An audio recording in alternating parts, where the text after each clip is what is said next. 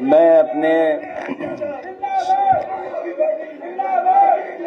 Samajwadi party के संगठन के हमारे राष्ट्रीय अध्यक्ष आदिकारी साहब, प्रदेश के अध्यक्ष शकील और उनके सभी सहयोगी साथियों को, संगठन के पदाधिकारियों का बहुत बहुत धन्यवाद और आभार प्रकट करता हूं। समाजवादी पार्टी का बहुत महत्वपूर्ण संगठन है और संगठन में जो हमारी आपकी बातचीत हुई है, एक दूसरे ने जो सुझाव दिए और कुछ साथी लिख करके भी देके जाएंगे, हम समाजवादी पार्टी के लोग उन तमाम सुझावों को अमल करेंगे। उन सुझावों के लेकर के हम पार्टी के लोग उनको कार्यक्रम भी बनाने का काम करेंगे।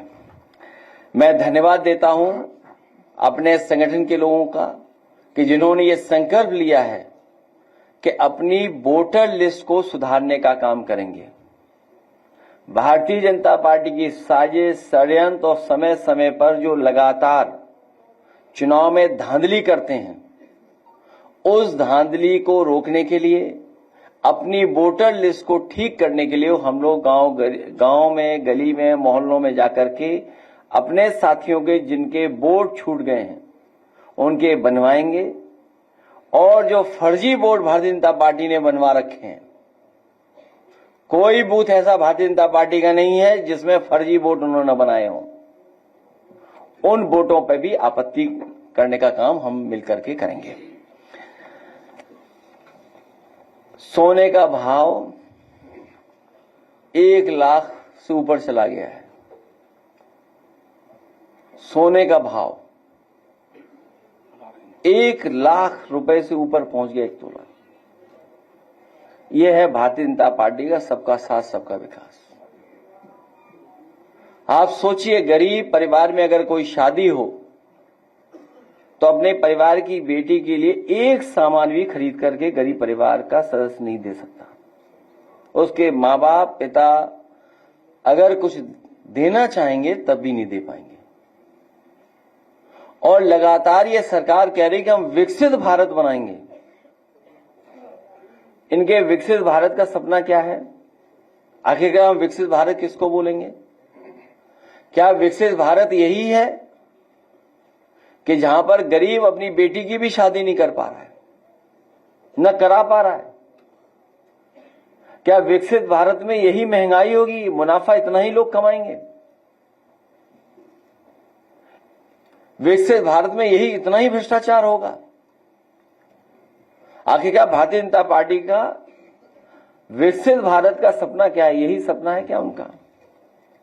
और फिर हम धन्यवाद देना चाहते हैं एक बहुत प्रतिष्ठित न्यूज चैनल का, जिन्होंने कम से कम सत्य को सामने लाने का प्रयास किया। जो लोग ये दावा करते थे कि कुंभ में 37 लोगों की जान गई है, अब तो वो आंकड़े आ गए हैं 82 के, और सरकार अभी भी छिपा रही होगी। अभी भी सच्चाई नहीं सामने आई है। और सरकार क्या कर रही थी? मुआवजा न देना पड़े इसलिए आंकड़े छिपाना, और वो लोग कुछ दावा न करें, मुआवजे की मांग न करें, उसके लिए घर घर जाकर के पैसे दिए गए। आखिरकार ये पैसे किसने दिए थे जो दिए जा रहे थे? आखिरकार कुंभ में जिन लोगों की मृत्यु हुई है, मृत्यु के बाद जो सरकार ने मुआवजा तय किया था, आखिरकार कैश कौन देने जा रहा था? ये कैश किसका था? और अगर वो नहीं दे पाए वहां पहुंच करके उस परिवार में, तो आखिरकार वो नकदी वापस किसको मिल गई? जो लोग ऐसे पवित्र काम में झूठ बोल सकते हैं, वो किसी भी आंकड़े में झूठ बोल सकते हैं। इसलिए जहां हमें वोटर लिस्ट के लिए सावधान रहना है, वहीं आने वाले समय में सेंसस भी होने जा रहा है। अब तो तारीख भी आ गई है। हम सब मिलकर के और सब लोगों को मिलकर के उसके लिए भी सावधान रहना पड़ेगा। पता नहीं कौन से आंकड़े सरकार दे दे, क्योंकि भारतीय जनता पार्टी के आंकड़ों पर किसी को भरोसा नहीं है। जो बुनियादी सवाल हैं, किसान की तरक्की, खुशहाली, उसकी आय दोगुनी होना, हर फसल की कीमत मिल जाना, किसान की जरूरत की चीजों को सस्ता उपलब्ध कराना, समय पर उपलब्ध कराना, सरकार का कोई ध्यान नहीं उस तरफ। बड़े पैमाने पर बेरोजगारी है, बड़े पैमाने पर।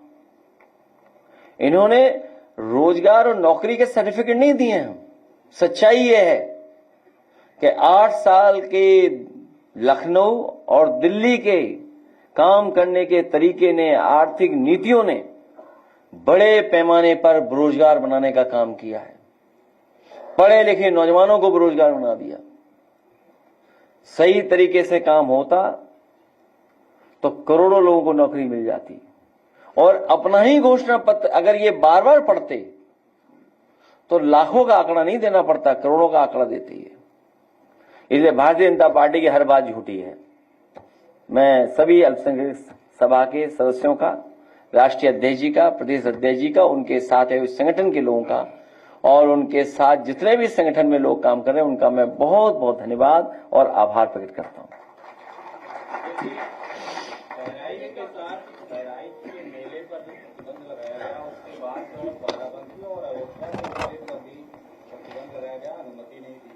सवाल ये है कि सरकार ने वक्फ कानून को लाया, लेकिन उत्तर प्रदेश वक्फ बोर्ड में अभी तक चुनाव नहीं हो सके जिसमें 2 एमएलए और 2 एमपी जाते हैं। 2022 से अब तक चुनाव नहीं हुए। पिछले 2 महीने से सीओ चार्ज नहीं हुए। प्रदेश भर के लोगों को करेगा। भारतीय जनता पार्टी और उनकी सरकार नफरत को बढ़ाने का काम करेंगे। जो परंपरागत हमारे मिली जुली संस्कृति का, हमारे जो आपसी मेल के स्थान या मेले, उनको जानबूझ करके रोकना चाहती है। कारोबार हमें जोड़ता है, मेला हमें जोड़ता है। एक कारोबार के खिलाफ लोग हैं, खुशियों के खिलाफ लोग हैं। मेले में क्या है, मिठाई खाने लोग जाते हैं, थोड़ा कारोबार करते हैं गरीब के लोग, झूला झूलते हैं। यानी क्या लेना देना झूला झूलने से? कोई मेला ऐसा नहीं होता जहां पर झूला न लगता हो, मिठाई ना मेले में हो। और गरीब लोगों का मेला होता है, मिलने का स्थान होता है, कारोबार का स्थान होता है, और हजारों साल से लगे हुए मेले जहां एकता का संदेश जाता है, मिलकर के रहते हैं लोग, जहां पर एक दूसरे के प्रति सम्मान बढ़ता है, एक दूसरे से जुड़ने का मौका मिलता है, उस हर चीज से भारतीय जनता पार्टी के खिलाफ है। इसीलिए मैंने सवाल पूछा कि जो 37 का आंकड़ा बता रहे थे अब 82 का आंकड़ा हो गया है। अगर हमारे ये सब पत्रकार निकल पड़े जिस तरीके से उस बड़ी संस्था ने, प्रतिष्ठित संस्था ने रिसर्च करके, समय लगा करके, रिस्क लेकर के ये आंकड़े सामने लाने का काम किया है, अगर ये हमारे साथी भी निकल पड़े तो इस सरकार की पूरी पोल खुल जाएगी। सरकार कहीं मुंह दिखाने लायक नहीं बचेगी। ये कैश आया कहां से जो दिया जा रहा था? हमारे बहुत सारे साथियों पे जांच हो जाती है, आप पे भी कईयों पे छापा पड़ जाता है। ये कैश आया कहां से? और जिनमें वो कैश वितरित हो पाया है, जहां मान लीजिए वितरित नहीं हो पाया, वो कैश वापस गया किसके हाथ में? नकदी कैश आप दे कैसे सकते हैं? किस नियम के तहत आप नकदी दे रहे हैं? नकदी देने का निर्णय किस नियम के तहत हुआ है? नकदी का वितरण किसके आदेश पर हुआ है? वितरण तो बताइए, भूल जाइए कि वितरण क्या हुआ, चलो किसी को कुछ पहुंचा। आखिर किसके आदेश पर हुआ है? ये कौन है जो नकदी बंटवा रहा है? क्या नकदी बांटने में अनियमितताएं नहीं हुई होंगी? जो वापस आया होगा, जो देने गए वो अपनी जेब में रख लिया होगा। और मृत्यु के कारण भी नहीं बता रहे हैं लोग। आखिर क्यों सरकार कर रही? इन सवालों से सरकार क्यों बचना चाहती है?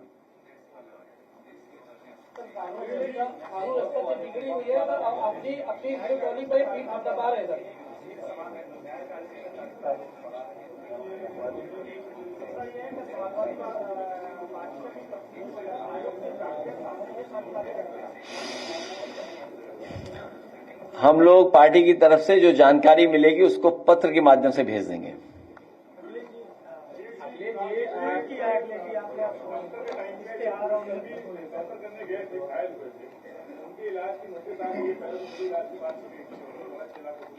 अगर इश्तहार में चित्र नहीं तो उन्होंने मित्र बदल दिया अपना। अखिलेश जी, आपकी सरकार में 50 सैय्यदयुक्त जगह जगह हॉस्पिटल बनवाए गए थे, जो आज भी मतलब 4 साल होने जा रहे हैं, वो बंद पड़े हुए हैं। मतलब किसी भी तरीके से ना उसमें नियुक्तियां की जा रही हैं, ना मतलब वो इतनी शानदार बिल्डिंग बनी हुई है, लेकिन उसको बंदर तोड़ रहे हैं, मतलब टूट फूट हो रही है। किस विभाग के बारे में? वो शेर जो आपने पढ़ा था छलनी वाला, दोबारा पढ़ दो। ये इन्हें जवाब मिल जाएगा। एक दो जख्म नहीं, पूरा बदन है छलनी। एक दो जख्म नहीं, पूरा बदन है छलनी। जख्म बेचारा परेशान है, किधर से उठे। अब इन्हीं के शेर जोड़ो। हर विभाग इसी तरह है, हर विभाग ऐसा ही है। किस विभाग के बारे में बात करें बताओ? हर विभाग इसी तरह, हर विभाग ने काम रोका। आप सोचिए, आज बिजली का संकट है, थोड़ा बहुत बारिश हो गई, उसकी वजह से सरकार बच गई, लेकिन सरकार अभी प्राइवेटाइजेशन कर रही है। जो इंफ्रास्ट्रक्चर था जिसको और अच्छा करना चाहिए था, वो इंफ्रास्ट्रक्चर बर्बाद कर दिया। कहीं ट्रांसफार्मर फूक रहे हैं, कहीं लाइन कट जा रही है, पहुंच नहीं पा रही है। लोगों को कैसे जीवन यापन जी पा रहे थे इन गर्मी में, सोचिए आप। कोई बिजली बनाने का कारखाना नहीं लगाया। और अब सुनने में आ रहा है कि ग्रामीण और शहरी क्षेत्र में महंगी बिजली मिलने वाली है। और कई बार मैंने कहा, और फिर कहता हूं मैं आपको, जब तक बिजली सस्ती नहीं होगी तब तक कोई भी उद्योग कारोबार उत्तर प्रदेश में नया नहीं आएगा। क्योंकि जिस समय सस्ती बिजली उत्तर प्रदेश में उद्योग लगाने के लिए होगी, कारोबार लगाने के लिए होगी, उस समय वो कारोबारी उद्योगपति दूसरे प्रदेश के लोगों से कंपटीशन कर पाएगा। आप बताइए, बिजली कहां पहुंचा दी, कितनी महंगी। हर चीज पर पैसा वसूल रही सरकार, और जो बिजली विभाग मुनाफे में था वो कहां पहुंच गया बताओ आप। और एक भी बिजली का कारखाना लगाया हो तो बताओ। आप साथियों से पूछता हूं कि जो बिजली के कारखाने का उद्घाटन किया था, क्या बीजेपी का लगवाया हुआ था क्या, या बीजेपी ने शुरू किया था? समाजवादियों का शुरू किया गया कारखाने था, उसका उद्घाटन हुआ, उसी की वजह से आज बिजली मिल रही है। स्वास्थ्य विभाग का तो हाल ही जाने क्या है। स्वास्थ्य विभाग में क्या हाल है, मेडिकल कॉलेजेस का क्या हाल है। सुनने में आया है कि मेडिकल कॉलेज में निर्देश दिए गए हैं, निर्देश कि कोई भी एमबीबीएस स्टूडेंट फेल न किया जाए। अब आप सोचिए इसके पीछे क्या होगा, क्योंकि बच्चे शिकायत न करें। जो पढ़ने जा रहे हैं मेडिकल कॉलेज में, वो मेडिकल कॉलेज में कोई भी इंफ्रास्ट्रक्चर नहीं है, प्रोफेसर नहीं है, असिस्टेंट प्रोफेसर नहीं है। अभी नए बच्चे आने जा रहे हैं एमबीबीएस के, क्या इंफ्रास्ट्रक्चर तैयार है बताइए आप। तो कौन से विभाग के बारे में बात करें। और कई विभाग तो ऐसे हैं बस चल रहे हैं। पानी की टंकी वाला विभाग तो पता ही है आपको, अभी कौन सा जून महीना चल रहा है, आज अखबार में खबर आ गई कि पानी की टंकी से पानी निकल रहा है, तो जुलाई तक गिर जाएगी। हर महीने गिरनी है टंकी, तो जून वाली तो गिर चुकी है, जुलाई वाली गिरेगी अभी। सिंचाई विभाग ने भी कई पद रद्द कर दिए हैं। अब ये सरकार ही रद्द होगी, जनता रद्द कर देगी इसको। नाबालिग बच्चों के साथ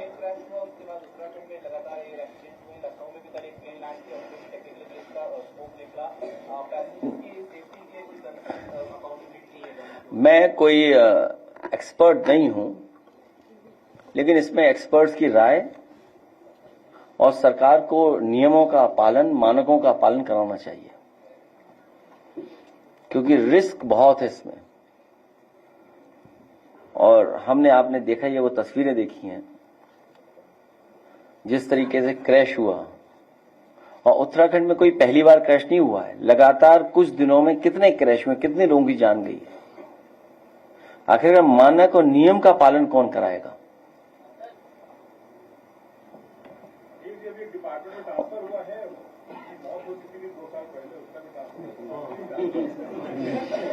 ये कोई नई चीज सरकार में नहीं है। कल कम से कम इतनी बड़ी पुलिस आई थी, ये तो पता लगता है कि लापता अधिकारी कहाँ हैं। उस पर भी चर्चा हो जाती। 2017 से पहले बिना पर्ची, बिना जातिवाद या क्षेत्रवाद के भर्ती नहीं हुआ करती। कोई भी सरकार नियम के बाहर भर्ती नहीं कर सकती है। कोई भी सरकार नियम और नियम के बाहर भर्ती नहीं कर सकती। ये आरोप इसलिए लगाते हैं कि अगर हम लोग संख्या पूछना चाहें कि इतनी भारी संख्या बता रहे हैं आप, इसमें पीडीए की गिनती क्या है? पीडीए की हकमारी कौन कर रहा है? इस भर्ती में पीडीए की हकमारी किसने की? पीडीए की आंकड़े बता दे सरकार। कोई सवाल न पूछे, इसलिए ये केवल इनका प्रोपेगेंडा है। भारतीय जनता पार्टी से अच्छा प्रोपेगेंडा कोई नहीं कर सकता। कम से कम ये तो बता देते कि उत्तराखंड में खजाना किसका लूटा गया। एक आईएएस लापता है बंटवारे को लेकर के,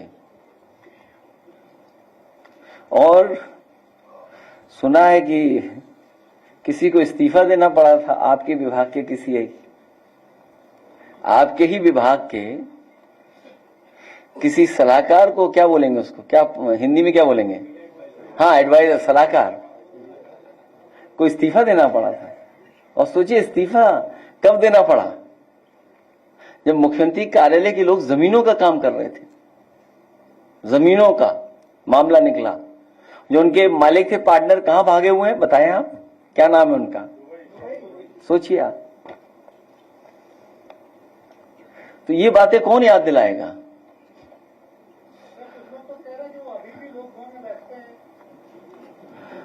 लोक भवन में तो कैसे कैसे लोग बैठते हैं, तुम्हें नहीं पता?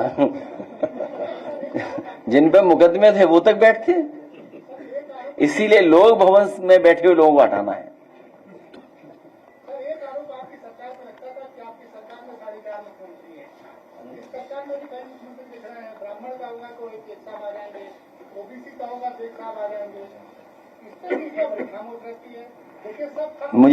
मैं धन्यवाद देता हूं कि आप तो बोल रहे हो। एक का बोलना ही बहुत है। इनकी सरकार में कहां क्या हो रहा है आपको खुद पता है, कैसे क्या हो रहा है। Multi state cooperative society act जो है 2022 से लागू है। मैं किसी भी पक्ष के नेता का आज तक ध्यान नहीं सुना। वो लागू भी हो गया, काम चल रहा है, लेकिन किसी भी पक्ष के नेता का ध्यान। तो मैं इस पे स्टडी कर करके और अपने विधायकों से कहूंगा पूरी जानकारी कर करके, और आप भी ब्रीफ कर देना हमें कर दो। नहीं, ब्रीफ तो करना ही पड़ेगा ना कि क्या आपत्तियां हैं। और आपको बहुत मोटी बात बता दूं, हर इंस्टीट्यूशन को, जो इंस्टीट्यूशन इंडिपेंडेंट है, हर इंस्टीट्यूशन को ये कंट्रोल करना चाहते हैं। चाहे कोऑपरेटिव सोसाइटी का हो, चाहे कोई भी हो, हर एक का कंट्रोल भारतीय जनता पार्टी खुद चाहती है। उसी के तहत सब फैसले सरकार लेती है। जितने भी एक्ट में परिवर्तन आया है, नियमों में परिवर्तन आया है, कंट्रोल उनके हाथ में चला जाए, उसी के लिए परिवर्तन लेकर के आए। अखिलेश जी, आजमगढ़ में आपके जो विधायक है रमाकांत यादव जी की संपत्ति को कुर्क कर लिया था। सारा तो फेडरल स्ट्रक्चर रद्द हो रहा है इस कानून से। पंचायत राज से खत्म हो रहा है अगर स्टडी करोगे तो, और राज्य सरकार को कोई राइट नहीं बचेगा इसके बाद। मैं आपसे सहमत हूं, और इसीलिए उन्होंने किसके हाथ में दे दिया है, और उनके हाथ में जाने से कई स्टेट के लीडर्स को भी कंट्रोल कर लेंगे, कई स्टेट के। तो जो कोऑपरेटिव था, जो गरीब लोग, किसान के और आम लोगों के लाभ के लिए, किसान के लाभ के लिए जो स्ट्रक्चर क्रिएटेड था, कोऑपरेटिव सोसाइटी बनी थी, उसको पूरा खत्म करना चाहते हैं, और पूरा कंट्रोल ले रख करके कभी समय बढ़ाना, कभी नियम बढ़ाना, कभी समय कम कर देना।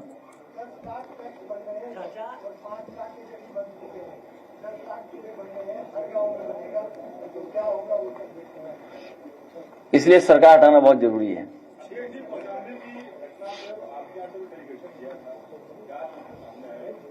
न्याय मिलना चाहिए।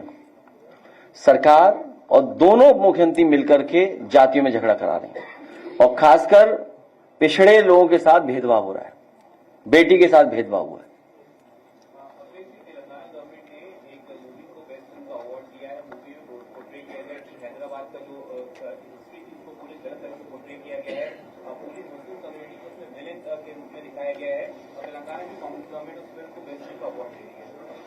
मैंने ना फिल्म देखी ना मुझे जानकारी है। अखिलेश जी, फतेहपुर में आप समाजवादी पार्टी के नेता हैं सत्यप्रकाश यादव जी, उन पर मुकदमा दर्ज हुआ। उन्होंने फेसबुक पर कोई आपस पोस्ट लिखी है के खिलाफ भी और एक कम्युनिटी के खिलाफ भी, उनको गिरफ्तार किया गया। आपको ऐसा नहीं लग रहा है कि सोशल मीडिया पर जो पॉलिटिकल पार्टी जो राज कर रही है, यहाँ पर आप उनके बीच में कड़वाहट बढ़ रही है? क्या कर रहे हैं आप? कड़वाहट बढ़ रही है। लड्डू दो वहां पहुंचाने सरकार के पास। देखिए, सरकार के लोग कुछ भी कह सकते हैं, सरकार के लोग कुछ भी कह सकते हैं, हर आजादी है। यहां जितने लोग बैठे हैं मीडिया के बारे में जानते हैं, सोशल मीडिया में जो लोग बैठे हैं वो जानते हैं, और बीजेपी के लोग फंड कर रहे हैं। और दुख की बात तो ये है कि उसमें नकली लोग बैठे हुए हैं। अगर आप उनकी आईडी चेक करोगे तो कई नकली भारतीय जनता पार्टी ने पैसे से बैठाया हुआ होगा। क्या आपको इनको गाली देनी है, इनको गाली देनी है, और जाति के हिसाब से किसका क्या नुकसान हो सकता है, धर्म के आधार पर किसका कैसे कहा जाए, ये सरकार पैसा देके काम करवा रही है। और अगर कोई सच बोल दे, अगर उनके खिलाफ कोई बोल दे तो उस पर एफआईआर दर्ज हो जाएगी। एक बहुत गरीब नौजवान यहां पर आया था प्रतापगढ़ का, दिल्ली की मुख्यमंत्री ने कुछ कहा था हमारे बारे में, उसको सहन नहीं हुआ, उसने टिप्पणी कर दी, कुछ उसने भी लिख दिया। तो बताइए, वहां के पुलिस कप्तान, सीओ, एसओ सब जेल भेजने में तैयार।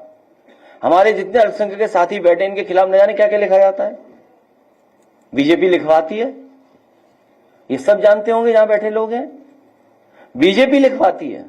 और अगर ये लोग कुछ लिख दें, जवाब दे दें, तो एसओ साहब आ जाएंगे एकदम पकड़ने। तो अगर सत्यप्रकाश यादव या जो भी, मैं जानता नहीं हूं किसने लिखा है, क्या लिखा है, अगर क्या लिखा है पढ़ दो तो हम और आगे बात बढ़ा दें।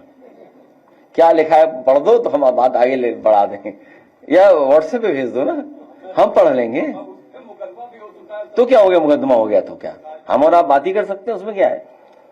प्रेस पे थोड़ी मुकदमा है, और तुम पे तो कभी नहीं मुकदमा होगा। अरे तुम पे मुकदमा हो जाएगा तो छोड़ दो, भूल जाओ। ये पढ़ें या गाएं, इन पे मुकदमा नहीं हो सकता। अरे बताओ ना क्या लिखा है, हम तो जान जाए, प्रेस में इतनी बात हो रही है तो। अच्छा, हमारी जाति के खिलाफ कितना वो लिखते हैं बताओ, हमारे लोगों से लिखवाते हैं। एक फर्जी आदमी है दूसरे स्टेट में, हमारी तस्वीर कैसे बनाता है आप बताओ, हम दिखवाएं? वो बीजेपी का है, एफआईआर लिखा दो मुख्यमंत्री पे। एक काम करो, उसका पेज जरा खोल दो, एक हरियाणा वाले का खोलिए पेज जरा, अगर उस पर एक कार्रवाई हो जाए तो बता दो हमें, दिखाइए जरा, उसको भी फेमस कर दें। हैं? नहीं, पैसा कौन दे रहा है, नगदी कौन दे रहा है? तो ये गरीब कार्यकर्ता भावना में आके कुछ कह देता है, लिख देता है, तो उसे जेल भेज दोगे ऐसे पुलिस से? अभी लो, तो टेक्नोलॉजी है, वो तो आप भी जानो क्या क्या बनाता है वो फोटो हमारी, बताइए, सब जानते हैं लोग। और पैसा कौन देता है? दिल्ली का एक मंत्री है, वो पैसा देता है। इतना अब इन्हें कितना गुस्सा आता है, उससे पूछो इन लोगों से, क्या करें बताइए, गुस्सा है तो क्या करें? नहीं, बिल्कुल नहीं एफआईआर कराएंगे, बहुत हम लोग शरीफ लोग हैं, कुछ नहीं करेंगे। बहुत उम्दा बात, केवल लड्डू खिलाएंगे बस। नहीं सर, लड्डू खिलवाएंगे। अब वो पता नहीं मुझे। नहीं, आप सोचिए ना, पैसे देके ये बहुत सारे लोग हैं, आप लोग खुद जानते हो एजेंसी वाले लोगों को। भाई एजेंसी वालों को कितना पैसा दिया रहा है? अब कंपनी का नाम मत बुलवाओ मुझसे। मैं, हालांकि एक अखबार ने जो स्टिंग ऑपरेशन किया था, आप बताइए किसी पर कार्रवाई हुई क्या? हमारे खिलाफ प्रचार कराने के लिए, वो जो एक खिलाफ प्रचार कराते हैं हमारे लिए, हाँ, तो सोचिए कितने लाख रुपए, कितने, और नाइजीरिया से अकाउंट ऑपरेट हो रहा था। और कौन पैसा दे रहा था? बीजेपी वाले पैसा दे रहे थे। अरे मुख्यमंत्री जहां पैसा देगा क्या कर लोगे आप? उनकी ऑफिस पैसा देगी, क्या कर लोगे आप? जो काम अगर उनकी देख रेख में हो तो क्या कोई कुछ कर लेगा? इसीलिए ये सब बैठे हुए सगा हटाने के लिए। ऐसा हटेगी बीजेपी इस बार, पता नहीं लगे बीजेपी कहां चली गई। इस आया नहीं अभी तक पेज उसका, छोड़िए मत दिखाइए पेज, वो सब जानते हैं। इसलिए प्रेस के लोगों का बहुत धन्यवाद। वो आजमगढ़ में रमाकांत यादव जी की संपत्ति को सूट किया गया है और पूरे में इस बात की चर्चा है कि लगातार जो सरकार है, जो प्रशासन है, पीडीए के विधायकों और सांसदों पर इस तरह कार्रवाई। जाहिद बेग, इरफान सोलंकी, मोहम्मद आजम खान साहब, प्रजापति, रमाकांत यादव, और कितने नाम बताऊं मैं? देखिए क्या बनाया मेरा, बताइए, ये बताइए, आप बताइए। आप इस पे कोई एफआईआर नहीं होगी। इससे खराब तो नहीं लिखा होगा ना सत्य प्रकाश ने? सेव तो आपने कर ही लिया है। क्या चीज? आगे के लिए सेव तो कर ही लिया इसे। नहीं, ऐसा कुछ नहीं। सब हम भुलक्कड़ लोग हैं, सब भूल जाते हैं। एक नहीं, न जाने क्या क्या बनाता है, सोचिए आप। और ये बीजेपी वाले करवा रहे हैं, सोचिए आप।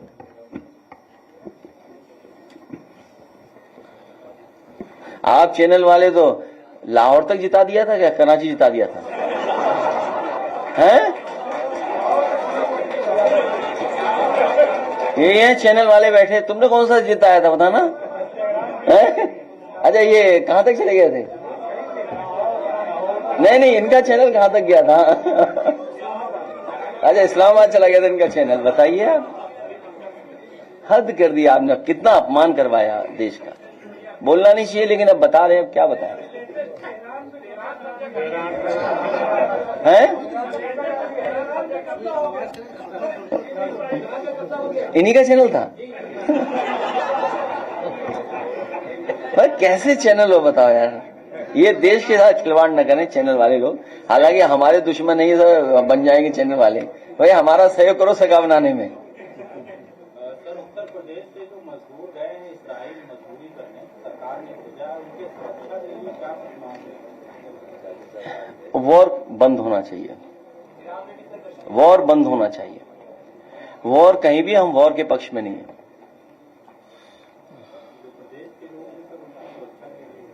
भारत सरकार से कहेंगे, और आपके माध्यम से मैं कहूंगा कि जो भारतीय लोग, हिंदुस्तानी लोग ईरान में हैं या और जगह हैं, उनको पूरा सुरक्षित वापस लाए भारत सरकार। जी, नाबालिग बच्ची के साथ लगातार रेप की घटनाएं सामने आ रही है, जिसमें लखनऊ में भी मेट्रो के नीचे जो बच्ची के साथ रेप हुआ, कानपुर है और कौशाम्बी भी है, लखनऊ, हापुड़, बस्ती, तमाम ऐसी जगह हैं जहाँ नाबालिग बच्ची के साथ रेप किया जा रहा है। मतलब इसमें क्या कहें? पुलिस अपना काम नहीं कर रही है। जो पेट्रोलिंग और जो समय समय पे काम करना चाहिए वो नहीं काम कर रहे हैं।